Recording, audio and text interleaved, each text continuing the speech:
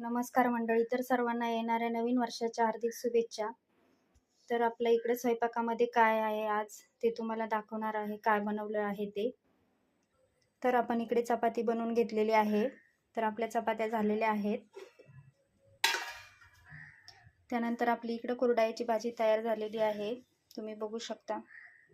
तर आधी कुरडया छान अशा भिजवून घेतल्या, त्यानंतर कांदा वगैरे मिरची टाकून हिरवी छान अशी बनवून घेतलेली आहे. त्यानंतर इकडे खिचडी बनवून घेतलेली आहे. आधी डाळ वगैरे शिजवून मस्त छान अशी फोडणी देऊन खिचडी तयार आहे. तर तुम्हाला माझा आजचा स्वयंपाक कसा वाटला?